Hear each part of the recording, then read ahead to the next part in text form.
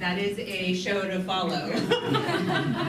We're going to have to keep the energy going in this room after that amazing talk. So let me introduce, I'm Marty Alvarado. I'm with Jobs for the Future, JFF, a nonprofit organization, but spent my career in workforce development in community colleges, or the majority of my career to date in community colleges, and deep in cross-sector work by necessity, not necessarily by choice. So excited to be here with you all. I'd like to introduce our colleagues on this panel, Jim Meyer from California Forward, Corinne Crawford from Griffin Structures, and Morgan Kay, who will be joining us shortly, hopefully.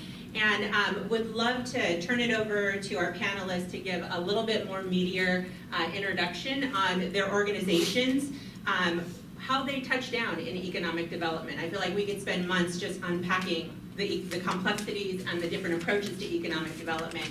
And so would really love to hear how we're represented here on this panel.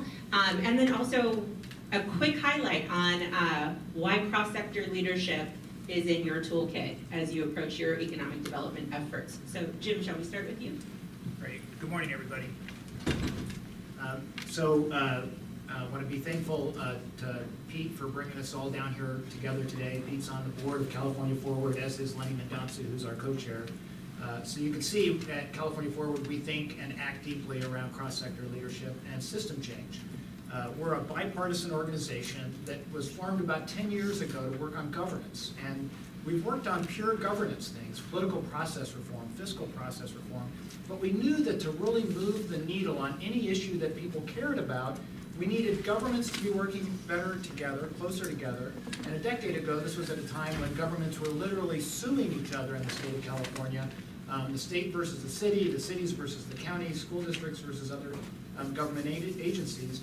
And then once we got government agencies working better together, we knew that they needed to work with the private and civic sectors as well. So from day one, that's been part of our DNA about how is it that we create a governance model in California that not only is fiscally sound, politically viable, but that encourages, incentivizes, rewards, and builds capacity for government agencies to work together with the private and civic sectors in order to move the needle.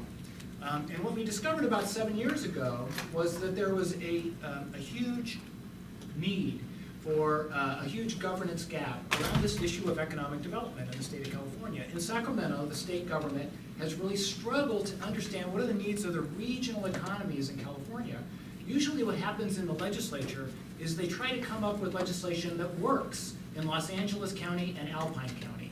And in case you don't know where Alpine County is, it's just south of Tahoe. It's so small they don't have a jail. If you get arrested in Alpine County, they take you to South Lake Tahoe. So to come up with uniform state policy that's going to work for vibrant regional economies like LA or Orange County or San Diego, let alone the ag, natural resource-based economies of the Central Valley and of the Sierra, we really needed to take a different approach. And so we launched a project called the California Economic Summit, which was a set of regional civic organizations who came together to identify what were their regional strategies and priorities. What did they need in terms of workforce development? What did they need in terms of sustainable infrastructure improvement? What did they need in terms of access to capital and every other ingredient? And then how did we harmonize those across the regions and communicate with the state in order to come up with more coherent policies to support what they're trying to do? So after 7 years, this group of several hundred leaders in all three sectors have developed a comprehensive roadmap to shared prosperity that is an ongoing living document that's reviewed every year at an annual summit, that is then refreshed. People visit the progress we've made, we set priorities for the next year, and then we work the rest of the year collaboratively across the sectors in order to try to move the needle on those things. Good morning, everyone. Good, close lunch, everyone. It's a pleasure to be here. My name is Corinne Crawford, and I'm with Griffin Structures. I recently started as the Executive Vice President for Public-Private Partnerships. Prior to that, though, I was involved as a Fuse Fellow. And so we have Lenny Mendoza and Lee over there, and Jamie, and these are folks that I worked very closely with to do a very special experimental year plus. It was a 2.5 year type of period where I joined a fellowship program that took private sector individuals and placed them in roles of significance in the public sector, with the idea of, I guess the idea of forward-thinking civic engagement, taking private sector lens and a public sector lens, and putting people in charge of very audacious and ambitious projects, working alongside very inspirational government leaders who really get it, who are out there trying to push the needle on a whole variety of urban and civic challenges. My role was to be the executive advisor to the CAO of Los Angeles. His name is Miguel Santana, he has since left. But the project that I was working on was to reimagine infrastructure finance for the city of Los Angeles. And in so doing, a dynamic economic region like the city of Los Angeles is cross-sector inherently by its very nature. There's so many different examples that I could bring forth which really demonstrate it, but I think that the gentleman who spoke before really, a lot of my work, what really resonated with what he had mentioned was that a lot of the work that I do is about pushing the needle on best value procurements, right? Whether that be capital projects or infrastructure or service delivery models. I mean, it really ran the gamut of all of that. But I'll keep it short. I know we have some questions, but a good example to illustrate what cross-sector leadership or silo busting looks like in the city of Los Angeles is, one example is the 6th Street Bridge project. There's, right near the Arts District at the LA River, a new bridge is being built. And one thinks, okay, kind of a community bridge, it's pretty straightforward. It's a bridge, it's a complex engineering project, but as an asset itself, it's something quite straightforward. But in a city like Los Angeles, that couldn't be further from the truth. What started as a bridge project turned into open space. It turned into utilities. It turned into a whole variety of different types of considerations for how to implement and beautify the built environment within LA. And then once you start bringing in civic spaces, a very functional bridge project, and then all of the other criteria that you have to think about, how do you engage labor unions, how do you engage local communities, how do you engage the building trades, what does the community think about this particular project and issue, you really start to understand the complex system that is getting projects done in a city as dynamic as a place like Los Angeles. You have to have a lens for what it's going to do for homeless populations, and then you have to be able to really think through how to articulate that to public officials who have a certain need, and housing advocates and office advocates, and what it does to the broader local economy. So that's a good example I guess started off, and I'll pass it on. And we're introductions and a little bit about your how you're moving economic development and why cross sector is in your toolkit. I have a 6-month baby upstairs. That's an important tool. I think this is on now. I sincerely apologize for the empty chair. A 6-month baby called, so unfortunately he took precedence over you all. A future cross-sector leader. So by way of introduction, Morgan Kay, I am currently the CEO and founder of a social enterprise called Motive International based in Washington, D.C. Started Motive about 3 years ago coming out of government service, was a foreign service officer and a policy officer with both the State Department and with the U.S. Agency for International Development. Before that, came into government actually from the NGO world, the nonprofit world. I founded and ran a community development NGO that worked in Mongolia for 10 years. So all of my work is international.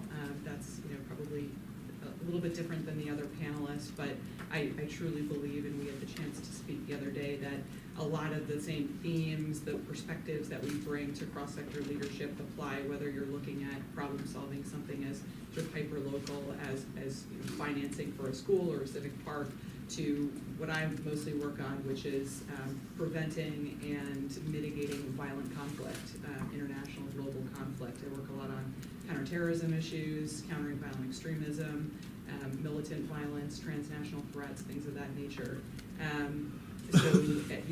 What I think a good starting point is what I learned as a diplomat was how lacking cross-sector inclination was among my fellow diplomats, my fellow policymakers, most of whom, by the very structure of something like the Foreign Service, have only served in government their entire careers. So they had not been exposed, as the previous panel had mentioned, to the private sector or to the nonprofit world. So it was not on their radar at all to think of those huge, vast, diverse sectors as true partners. The default was that the private sector was seen as just someone who could maybe fill in funding gaps when the government couldn't, and so there was these very myopic approaches of, hey, let's go to the private sector with sort of this policy pitch, an appeal, do the right thing, business community, and we're coming up a little short on cash, so can you throw us, a little bit of money? And I said, man, you're losing an opportunity here. You shouldn't be going to the private sector just looking to sort of foot the bill, nor should you be pitching the policy case to the private sector. You should be pitching the business case, and you should be looking to leverage their whole range of capitals, not just financial capital, human capital. They also have political capital. They have incredible social capital, but particular human capital. And to kind of ground those lofty statements in some specifics, one of the first initiatives that I worked on in the State Department was to prevent an uptick of mass political violence in Nigeria just before the last presidential election there. And I was charged with designing an operation and engagement on behalf of the U.S. government that identified what the real drivers were of mostly youth being mobilized to violence. They would intimidate political adversaries, they would disrupt election and campaigning activities, and so in order to affect the outcome of elections. And lots of people died in the result in previous election cycles. And so one of the things that we came up with using what in itself was a cross-leadership approach of design thinking, and really getting people to the table just to think about how do we understand this problem, what's really motivating these youth to be compelled to violence. It took us in this direction that we never would have imagined, which was one piece of it, and you'll have to believe the analysis was there to support this, was to launch a mass media campaign, not sort of violence is wrong, don't be mobilized to violence. That wasn't going to resonate with our target audience. It was a very slick primetime television show that was based on mobilizing youth into these film teams, kind of a real world film competition that had these youth who were actually engaged in militant violence learn how to become filmmakers, tell these stories that were only marginally fictionalized, sort of, Bob would become Bob, as everybody knew who they were talking about, and they would tell these stories about being mobilized to violence. The compelling thing that made this operation work is that I was able to mobilize some of the most world-famous celebrities from Nigeria's very impressive entertainment media sector, hip-hop stars, filmmakers, simply because I asked. And the reason I was able to ask and get them to say yes to be part of this is because I was an American diplomat. And I leveraged that position as just the intrigue factor alone was enough that they would pick up my phone call and come. And when I said, here's what I need from you, I need you to give your fame to this effort. And then, hey, media moguls who own these massive scale broadcast media outlets on television, film, and radio in Nigeria, And they were selling airtime for, in some cases, primetime air slots would go for $250,000 for a 5-minute slot. That was not in our budget as the State Department. And so we said, I want not a discounted rate, I want free airtime. And that was, probably $50 million worth of value in kind that the private sector brought to this effort. And my colleagues in government said they'll never agree. And I said, yes, they will, because we're gonna find what really motivates them.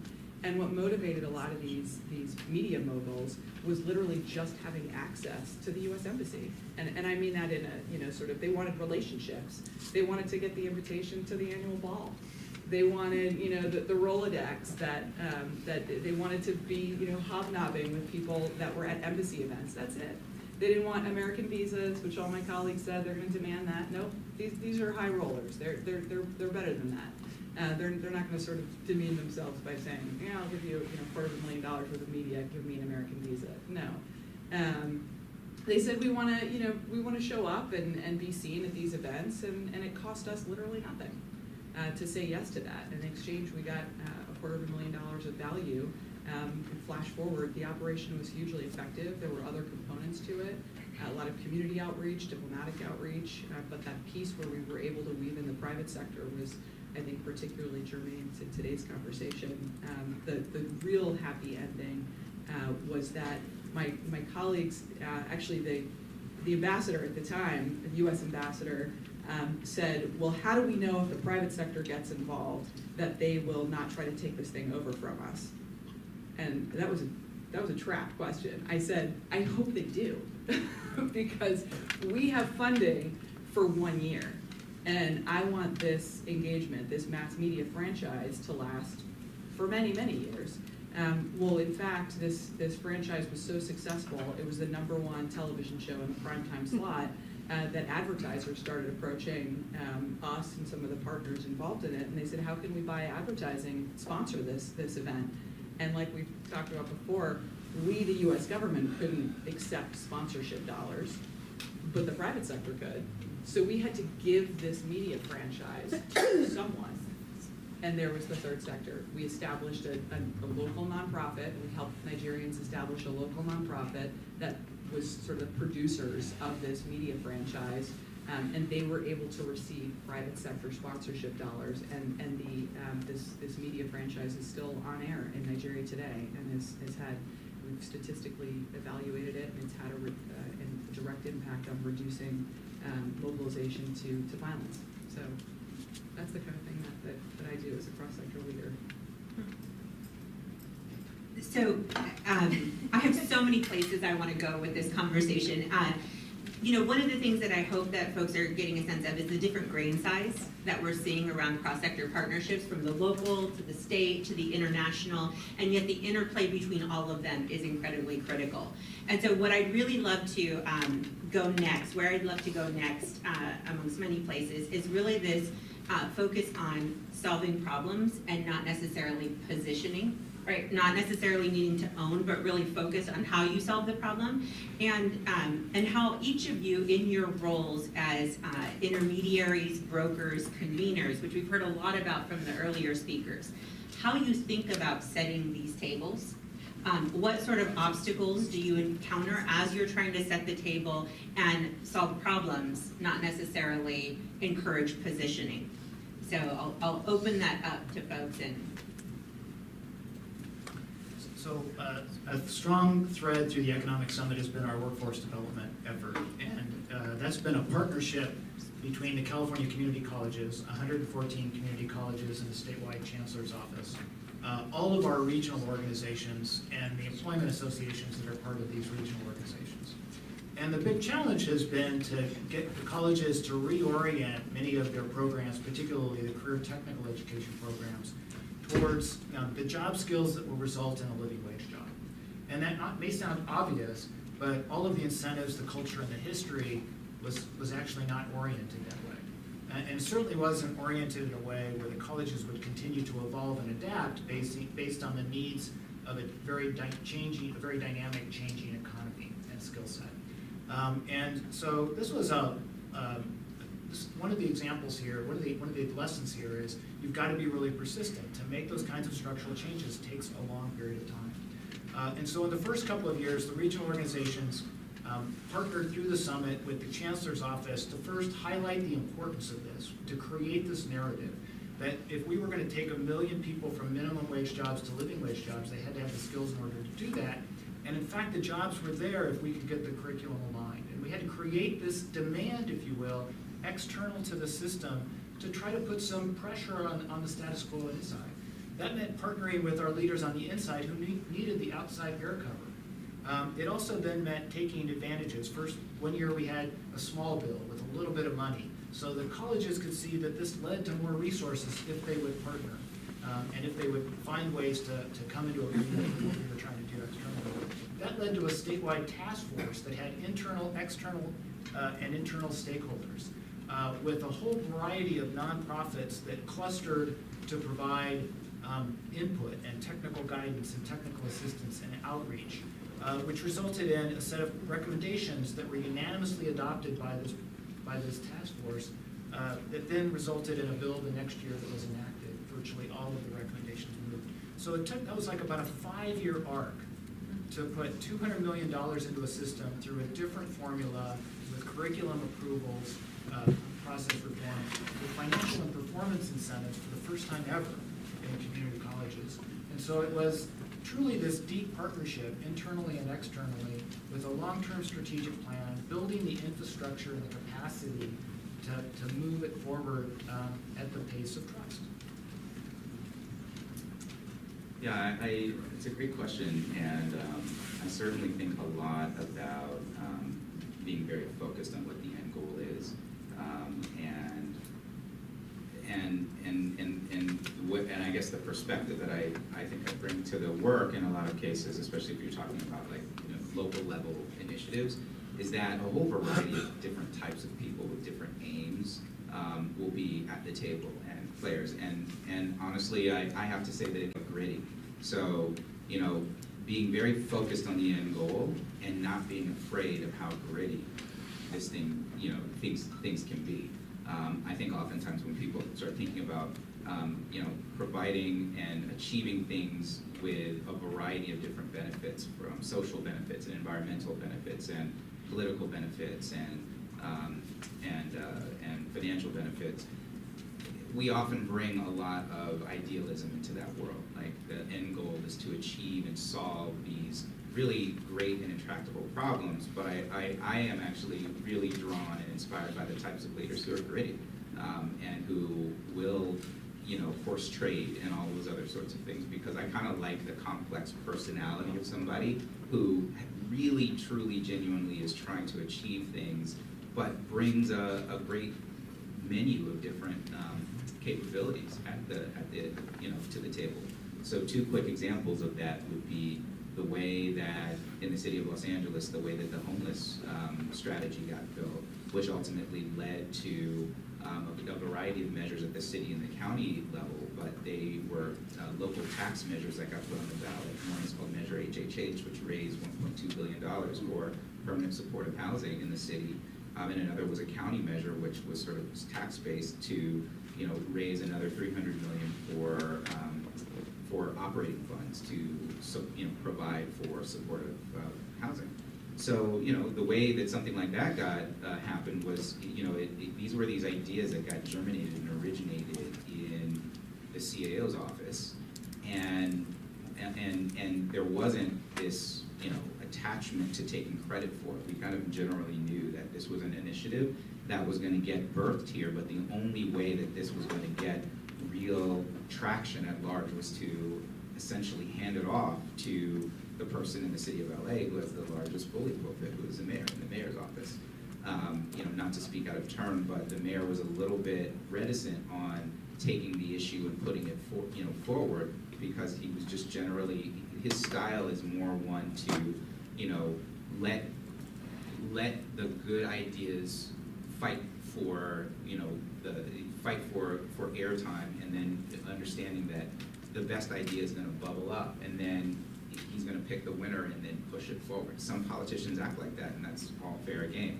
But you could get caught up with thinking like, this is an issue that somebody really, they should take this on because it's a dire need. Housing and homelessness is an issue that's a dire need within the city, and one could be rooted in the issue itself, the value-based issue in and of itself, and might be turned off by the fact that somebody was kind of waiting to sit back and see if this was the issue that was really going to build legs and was going to be a winning issue, quote unquote, before taking action and really owning it.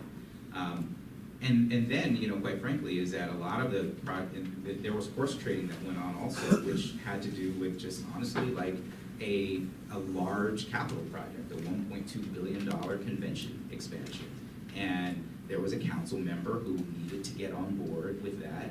And so, there was a champion, another council member got attached to the homeless strategy in exchange for support with another project.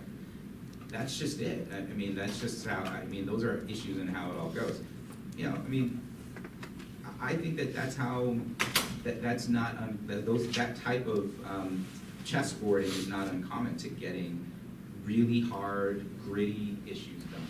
So that's how I approach it. So something that I've been thinking about in the work position makes me realize is I think a lot of times it's a little bit narrow to think in terms of just who cares about this particular issue. And it's nice to say, hey, all these sectors care about a particular issue, whether it's homelessness or economic development.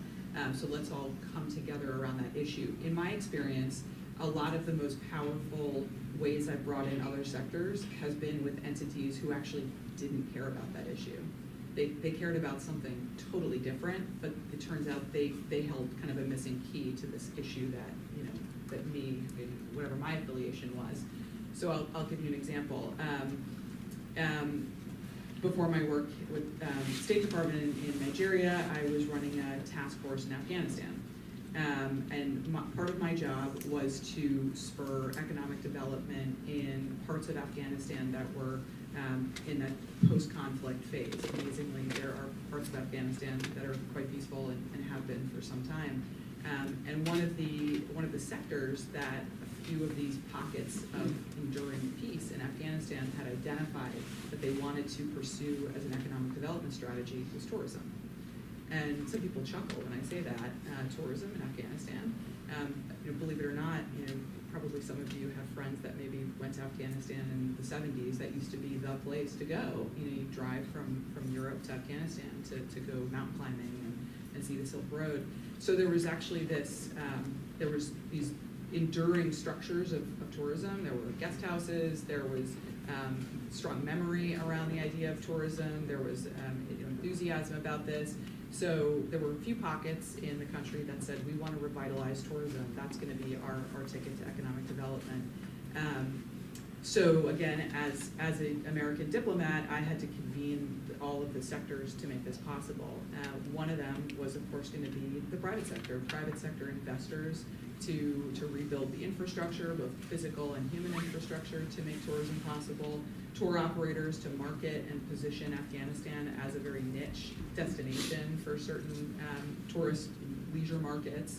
And then we also needed, because we were the US government, our partners were the Afghan government. So we needed to partner with the Afghan government to create enabling policies for international tour investors to actually want to come to Afghanistan, a very high-risk market, right? The Afghan officials that we were partnered with were not interested in tourism. That was not an issue that had resonance with them at all. They frankly weren't particularly even interested in economic development in these remote parts of the country that we cared about. But they held a key to solving this problem we were trying to solve. They needed to create policies that enabled tour operators to have a sort of fly-in, fly-out business model where they didn't have to establish an Afghan company on ground, which would have taken years to do. They needed to connect with the UN, amazingly, who was the only entity on ground flying. They had a charter air service that was flying to parts of the country that were most amenable to tourism, and we needed the Afghan Ministry of Transportation and Aviation to allow private companies to work with the UN. So to bring those Afghan ministries to the table, we couldn't make sort of, here's why tourism is great, you know, they were like, we don't care. And, you know, and here's why economic development was great. And they were like, yeah, we're supposed to care, but I'm an individual policymaker in a very difficult time in a very difficult country. So we had to go very personal. We had to find out, you know, what are these key policymakers' real motives and what are their interests? And of course, you know, on one level, any elected official's interest is re-election, absolutely. You know, getting on the good side of their constituents. And so we had to frame this issue and this endeavor to solve a problem totally through the lens of this is going to get you reelected. This is going to resonate with your constituents. Tourism and economic development took distant backseats to framing that issue.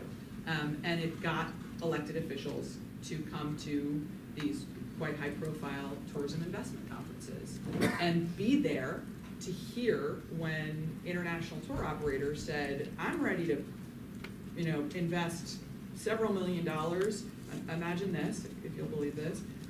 Doppelmayr, the ski lift manufacturer, said, I am willing to invest and build a ski resort in Bamiyan, Afghanistan.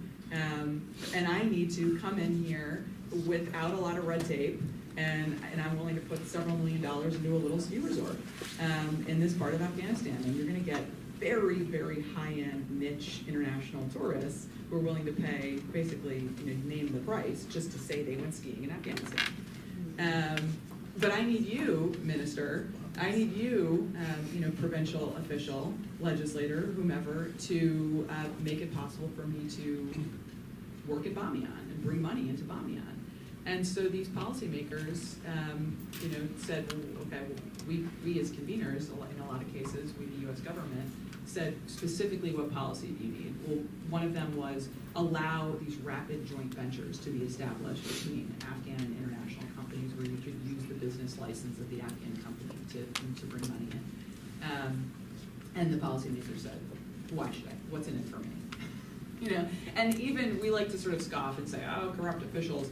Every human being is thinking, what's in it for me, right? And so we had to say, we're going to make this particular joint venture ski initiative so public that every single voter in Bamiyan is going to know that you made this possible, Mr. Elected Official. And so that involved, okay, you're going to have really public ribbon cuttings. You're going to have, you know, my name as the official, you know, making this possible. Great, we can do that. So I think the takeaway for me is, although it's nice and convenient when all of the partners care about the issue, it's okay if they don't.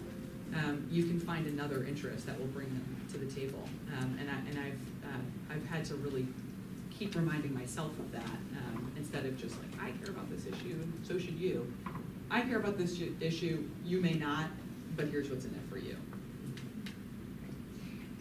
Again, a million different places to go. I'd like to go, though, to what's hard about this work, right?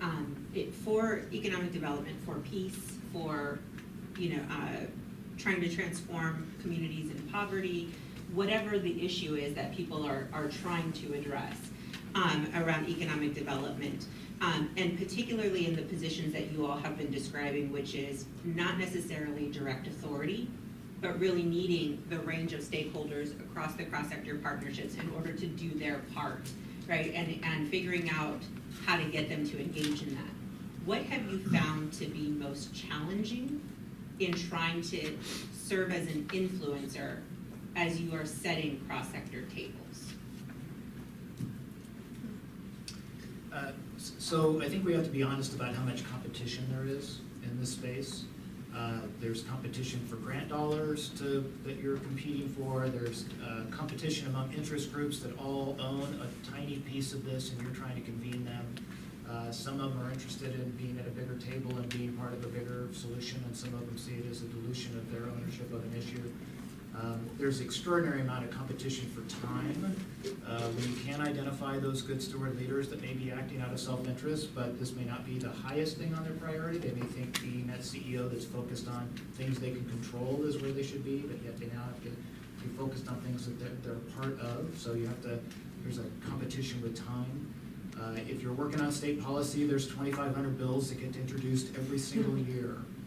And so there's a competition there just for attention with lawmakers. And when you're coming in and they know that as a 501c3, you don't give campaign contributions. They haven't seen you at any one of the 72 fundraisers that happened across the street from the Capitol last night.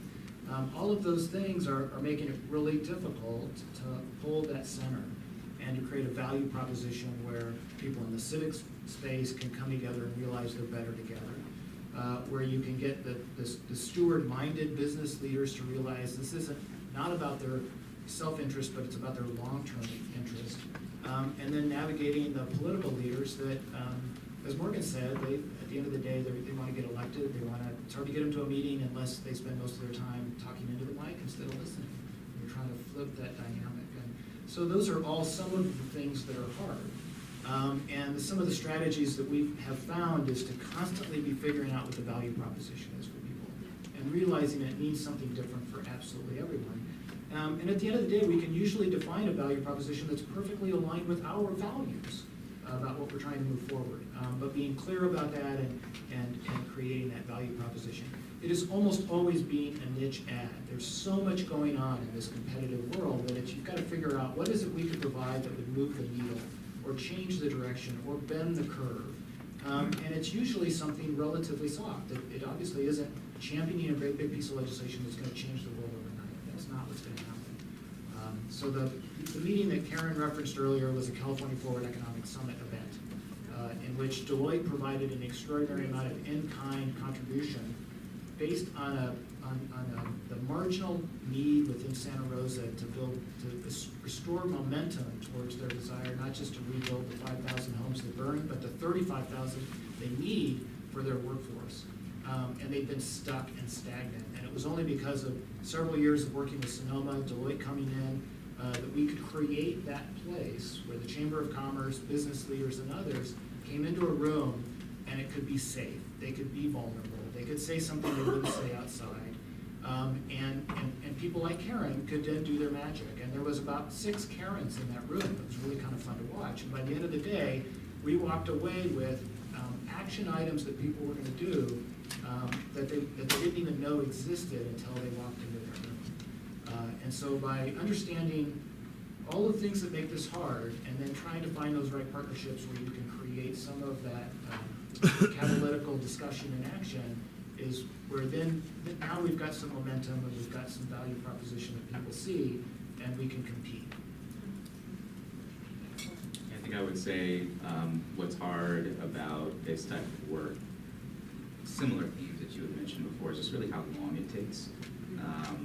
And there are a couple of things that contribute to change taking a very, very long time.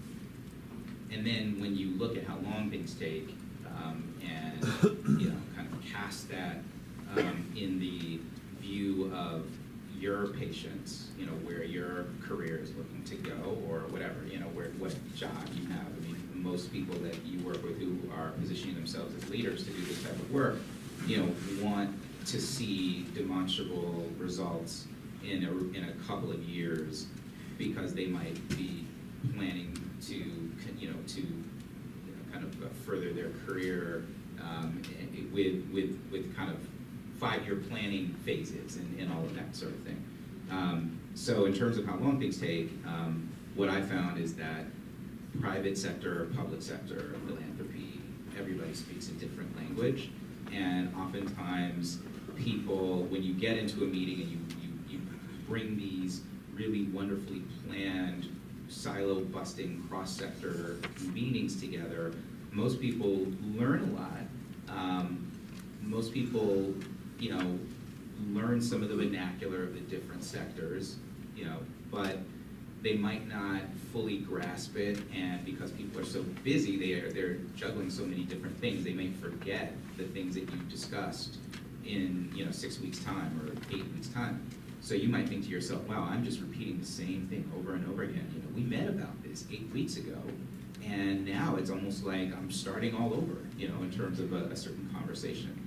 That can be quite frustrating, and I think that's just kind of the nature of it, like not underestimating how much communication and education needs to take place. You have to bring people through a process over time, multiple touches, and let things play out over a period of years where you may have thought, listen, I conceptualized this thing, in week 2 of the work, and it's taking 2 years to actually move the needle on it.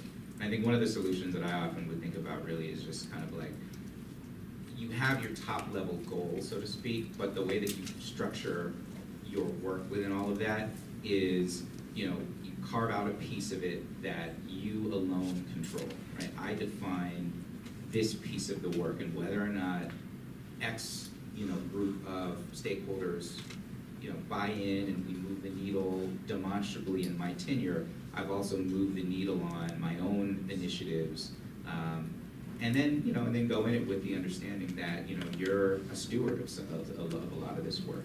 This work will outlast you. These are larger issues and larger problems that can be accomplished within a 3 or 5 year period of time. Can I jump in real quick?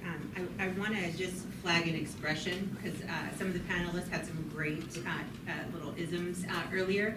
A partner that we were working with recently, to this point around the pace of change, and really tying to the presentation that we heard earlier around nonprofits, is goodwill is not an effective strategy for impact, right? And often when we're bringing folks around these cross-sector tables, we are hoping for the goodwill, right? That they care about these issues or whatnot. And so how do we leverage the urgency? How do we create urgency? So again, going back to the earlier panel that we heard, just want to flag that for folks because it's really great points. And we're going to, sorry, we have to wrap it up. Okay. One super quick point I would say that is underestimated is the sectors we're talking about are structured so differently. They have, in some cases, huge bureaucracies that are very different from one another. I get asked a lot, oh, you work for the State Department, do you know my buddy Mike? It's a big organization, To me, something I have had to do a lot is I literally will start out meetings with org charts. Like, here's how my entity is structured, here's who makes what decisions where, and you see people be like, I never knew that. Policymakers in the federal government aren't in charge of budgets, period. They're not. They're firewalled by design. If you want to talk about budgets, don't talk to me, talk to an acquisition officer. I'm a policy officer. I probably don't even know your buddy Mike if they're in acquisitions, because we're meant to be so different. When trying to get my government colleagues to engage with the private sector, they're like, oh, I know Mary, she works at ExxonMobil, so she must be in charge of everything from like how a pipeline works to their investment strategy to you need an org chart. Who is Mary in this organization? What's within her purview? So a little challenge has been, how do you rapidly educate someone who has never worked in your sector on the boring things like an org chart and a bureaucracy of who makes decisions where? Even in this room, we come from such wildly different backgrounds. It's incredible. I was talking to my table mate, Michael, about who works for a special district in California on water management. I have not the foggiest clue how that entity type is structured. Who makes what decisions? Is that a policy thing? Is it a technical thing? What's the org chart? How does it fit? That's a challenge, and people don't want to take the time to get smart on those things because it's kind of boring, but it's important. Great. Well, I know we have lunch coming, so join me in a round of applause for our amazing kids.